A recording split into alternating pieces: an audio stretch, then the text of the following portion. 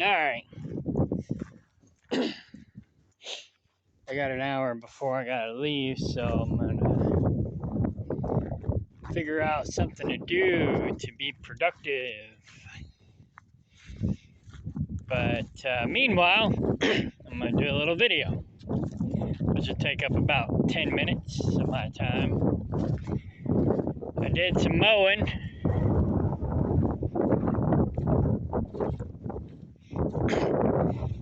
I mowed this area a little bit and cleared it out so that I can get my big truck in here.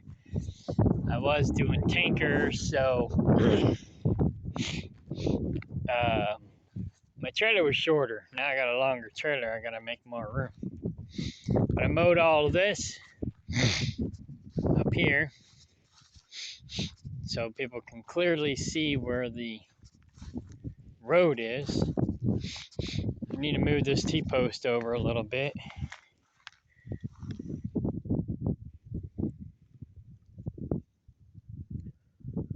That's not a good sign.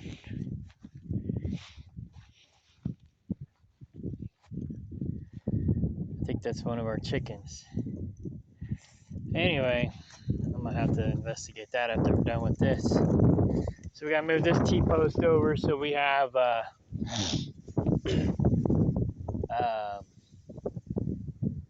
actually this T-post isn't even in the fence line. Fence line's right about here.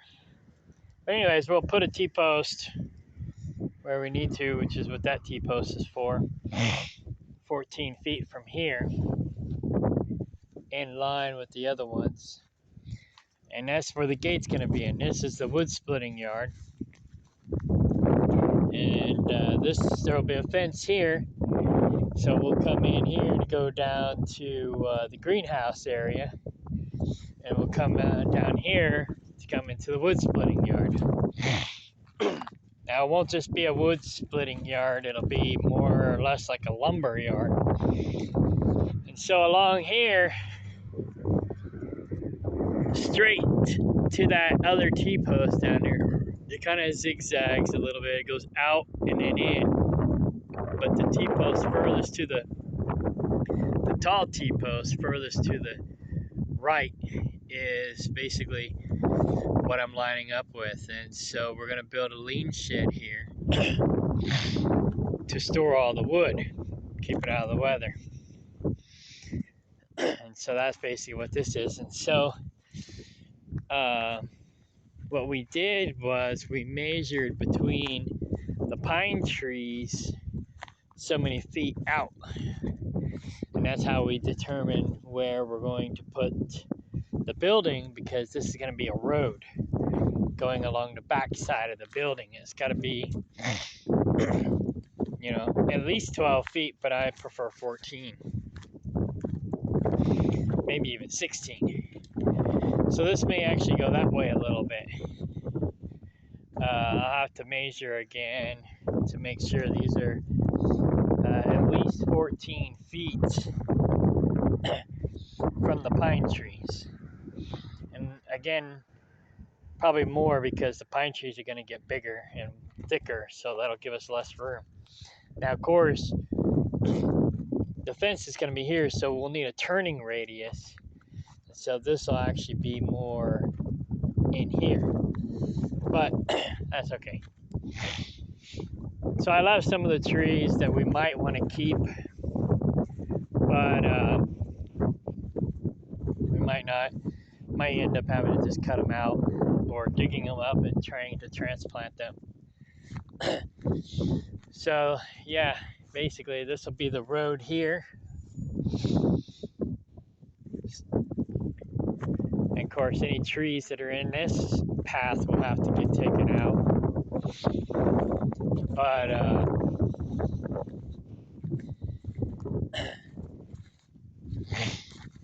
yeah, anyways, so I'll start down at this end once I determine exactly where we're going to put it.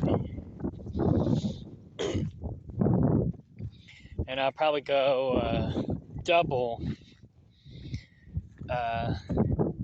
for turning radius. So see, like that hedge straight out there, sticking up, hedge post. However long I have that in from the fence, which I think is double what I normally would do to give a turning radius. And so I'll do the same thing here. Because, like, basically with my 18 wheeler, you need the full length of the truck and trailer for a turning radius. Because the trailers swing. So,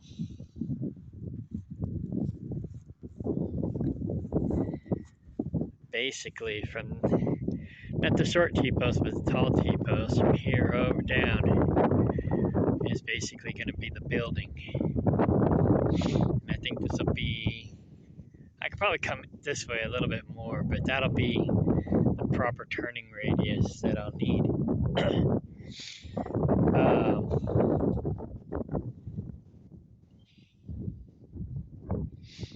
Yeah, so, and then they're going to have a gate basically right here. There'll be a gate. Where's the fence? Oh, there it is. Okay, so right here to approximately right there. So there will be a gate right in here. I might make it a double wide gate because of this angle. And that'll go in this way. And then so we'll turn in here or turn out of here. Have people drop off materials and whatnot. So however wide I make the building, which it might be 8 foot wide. Yeah, probably 8 foot wide. And then I'll have to go to the lumber yards and see how deep their lean sheds go. But basically, it'll be 8 to 12 foot deep all the way down. And then I'll figure out where the next row is, and we'll have, you know, a road in between them. And also, I'll need to make sure that I have a gap big enough between each building to have a vehicle parked in there, as well as, say, our tractor with a forklift on it, if need be. So, and then basically between here and the fence line will also be different things, where we could probably process like the brush and stuff. And on the other side of the fence, which is actually not going to be a fence, it's going to be a brick wall, I'll have bins, and we can basically mulch.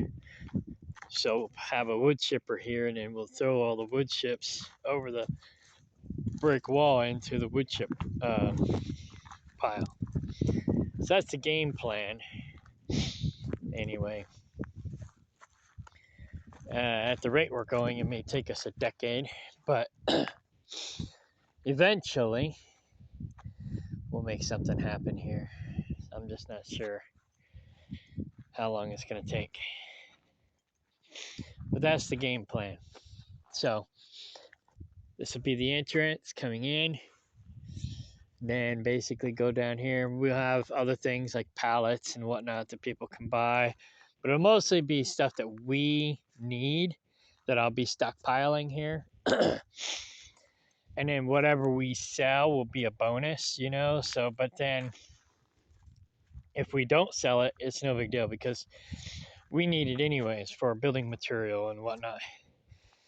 So, again, like I said, if we sell it, great, because that'll help us replace our inventory and offset our costs for our own personal needs. And then also, if it doesn't sell, it's no big deal because we'll be using it anyways. Like these pallets here, these are heavy duty pallets. I've already got a buyer for them. And then some of these other ones, they're pretty much junk. So whatever we don't use will end up turning into firewood. But and short term, we're doing this here kind of firewood, but long term, we're also going to do potential firewood for the campgrounds because we have a lot of campgrounds in the area. I was actually planning on doing something similar myself, but I'm not doing that anymore. So, anyways, I guess that's it. I thought I'd give an update on what this is, what it's going to be, mostly for my mom so she can be on the same page, have an idea of what I'm doing. So basically, I'm going to put up 4x4s for the beams all the way down, and just wide enough to put pallets in between, and the pallets basically going to be the wall. And then we can use scrap metal or whatever for windbreak and to keep the rain out. So there's plenty of places to find old metal. And if we can't find it cheap or free, then I'll just go buy new metal. Because a lot of places want just as much for scrap junk metal as they do brand new. So if we can't find it cheap or free, then we'll just go buy brand new. I don't care. So, anyways, and that will be basically for our lumber. And keep our stuff preserved so it doesn't rot. Because we got some stuff over here that David got a few years ago. And see, there's some scrap metal that we got. But we can put all that stuff inside these lean sheds and keep it out of the weather. Plumbing stuff. We got pipes back in the back. We got all kinds of stuff just in the bush. And oh, here it is. And the weeds are all grown up in it. So this will basically help keep the weeds from growing all up in it. See, here's a hedge, old hedge log that David threw over here and never did anything with. Two of them. The bugs have eaten it. Might still be somewhat good, I don't know. But it's probably not. And then here's those slats that David got, and they're pretty much just rotting. So it's pretty much just firewood now, kindling. But here's the old hedge. Actually, that still might be good, but that's a fat hedge. Here's two pieces over here that just kind of got forgotten about. So, we could store those inside the building as well. And that'll keep it from rotting down and the weeds growing up around it, and then we forget about it. So, yeah. And then we'll run the goats in here too to keep the weeds down. So this will end up being a goat yard too once we get it fenced off. And yeah, they'll help maintain the weeds. Because we just got 4 more goats, baby goats. And and this winter I plan on buying some Kiko females. Not very many, just a couple. Because that's about all I can afford is a couple. And then, the